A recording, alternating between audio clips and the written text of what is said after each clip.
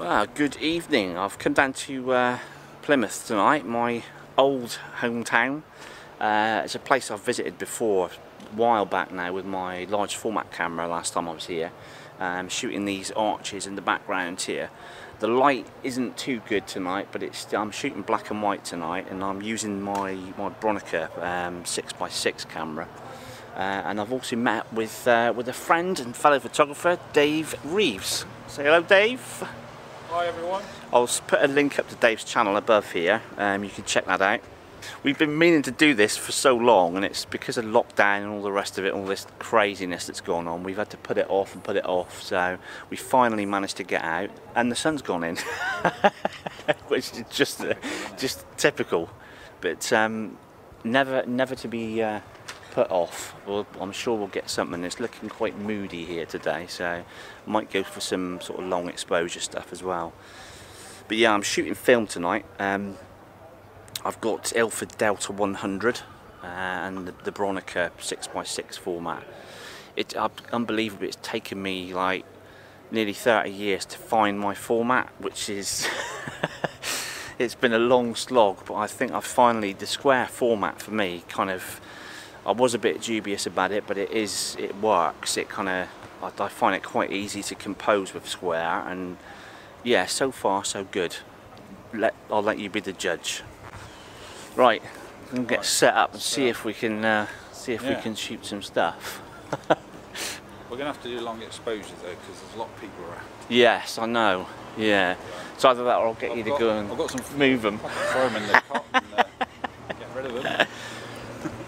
But these are the these columns here that I was talking about. Yeah. So the ceiling as well, the really nice sort of timber ceiling.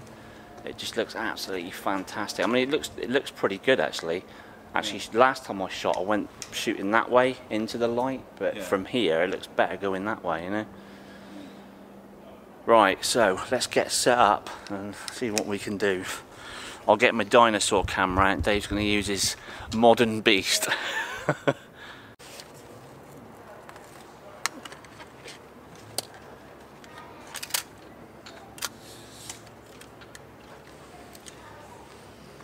So yeah, I'm using this Bronica SQA tonight. This is a square format 6x6, produces 6x6 negatives or transparencies, whatever you're using. It's got a waist level finder on top, so I tend to find what I'm doing is I'll pop the waist level finder up, look through, get my composition right before I set it up on the tripod. That's probably the best way, and then I'm ready to go basically. So with the Bronica, I've got the waist level finder, so I basically look down into the finder. There's a little flip up screen there, so it gives me a magnification on the main ground glass, and it enables me to compose the shot on there. I've got my main composition set up. I've got a split image in the centre of the ground glass screen, so just focus on there. Just double check my focus scale on the lens as well. So, got my composition lined up on the ground glass screen. Check the fine focus with the flip out magnifier, which just goes like that. And I'm ready to load the film up. First and foremost, I need to load some film up. So I'm using Ilford Delta 100 tonight, 120 film. So I need to load this up first.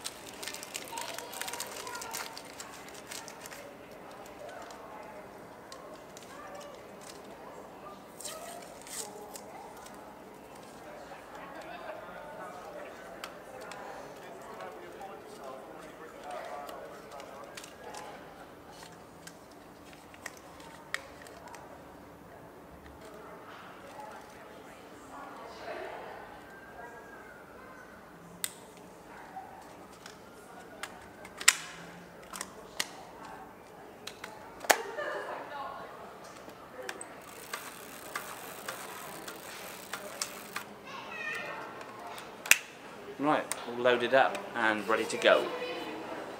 Right, I've loaded my film up. My frame starts from this post here and goes through to the post at the end. Very similar to what I did last time I was here. I'll put a link up to the old video that I did on 5.4. Obviously I'm shooting in square format tonight, so it's a slightly different composition. But I think last time I was the other side of the post looking out. This is a lot easier light-wise because there's no sort of really harsh highlights and no deep shadows under here, so it's pretty easy to meter for. I'll go through my meter in a minute, but yeah, I'm all set up composition wise, got a nice composition. So yeah, let's meter the scene and get that get those settings put in. Dave, how are you doing, Dave? All right? Yeah. Yeah. So I've only just loaded the film. I'm taking a picture yet. Yeah, go. Yeah, we've got quite a few people here tonight, and it started raining, so it's... Is it just me, or is every landscape photographer, or photographer in general, really antisocial? Oh, definitely, mate, yeah. They get in the way, don't they? Definitely. It's, you know, I'm used to being in a landscape, so... Me too. With sheep and... As far away from people as possible. That sounds a bit dodgy, but... Yeah, it's just one of those things, especially shooting in a city. It's one of those things you've got to kind of put up with. Yeah, I know. I have got the film loaded now, actually, so I'm ready to go. So I'm now going to meter the scene with my handheld meter. This is a Minolta Spot Meter F. It's very easy to use. Just look through the little viewfinder. It's got a 1 degree circle in the viewfinder, which it measures the light from. Now, I'm basically going to do an ambient light reading off a mid-tone in the scene, which I've found is the kind of middle ground on this pavement. It's all very grey and it's like a mid-grey colour. Always choose the mid-grey. That gives you a good base exposure. Now I've just measured the light, so I've basically chosen my ISO. Took the meter reading. It's giving me 4 seconds at f/22. So I'll now dial those settings in and I'm ready to go. Now with my Bronica, there's quite a few fail-safes on this camera that actually stop you taking the picture by accident. So it's you often find that when I first started using this a few weeks back, I'd wind the film on, I'd do that, and I think, why isn't it firing? Shutter release was locked. Then I'd try again, forgotten to take the dark slide out. There's all these different bits that stop you, actually prevent you from taking the picture, which is good in one sense, but it's quite frustrating as well. So tonight I always use mirror lockup. So I've basically wound the film on, exposure's set, aperture's set, all my focus is done. So I'm ready to take the picture. So basically first thing I do is flip the mirror up, which you can hear there. So the mirror's flipped up out the way, so when you take the picture it doesn't give you that slap of the mirror and cause any vibration. So take the dark slide out and I'm ready to take the picture then. So a 4 second exposure.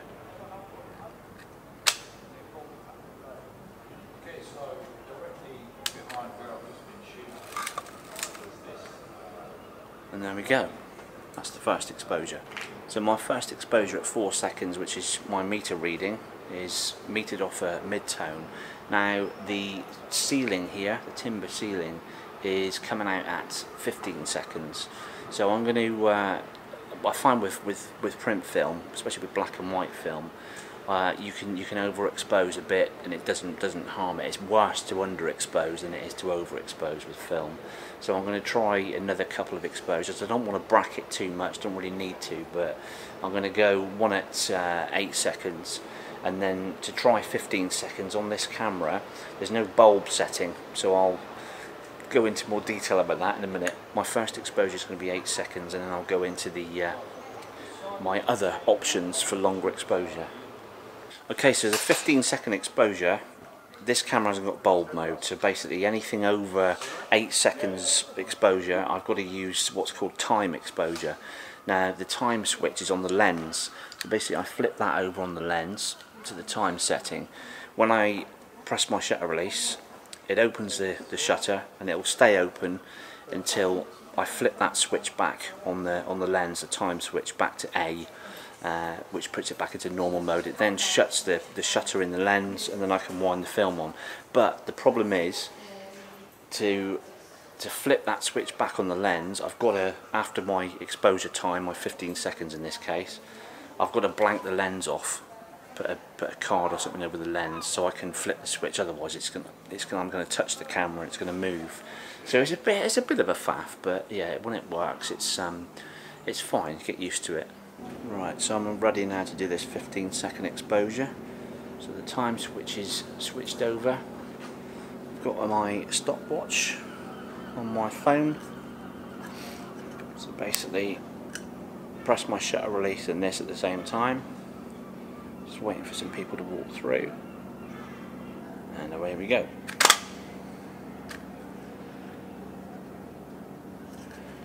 Now once it gets to the end of this 15 seconds, I'm going to use my little cap just to put over the lens so I can close the lens off then. There we go. Done. That's it. Wind the film on again.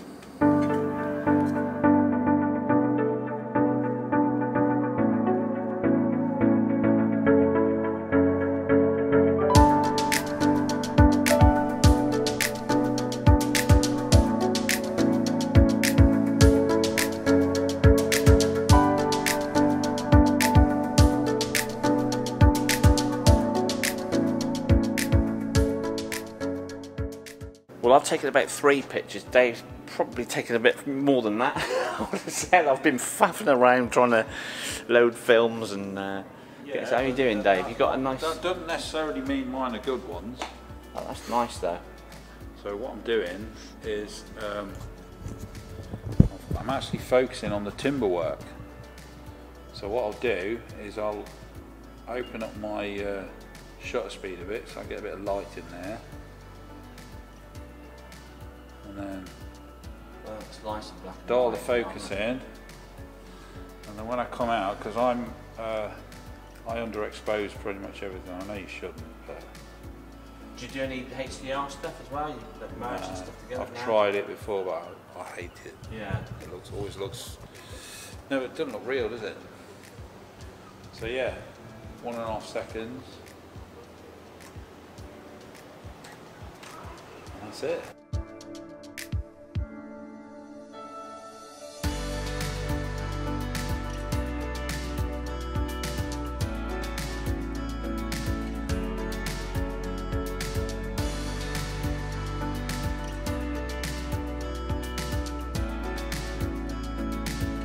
I feel like I'm cheating now when I'm standing next to somebody who's doing it properly.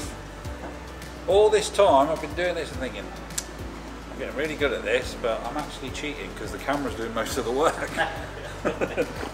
Saying that, it's like the hit rate of digital. Obviously it's, you know, I mean, if I'm shooting stuff commercially, I've just done a job over the last couple of days up on the River Yelm, and I mean, I wouldn't shoot film for stuff like that. It's out of the question these days. Even though I could do it and scan it and, you know, get it to the people that are, but obviously with digital you're getting instant results, and you need that instant kind of, you know, confirmation that you've got the shot.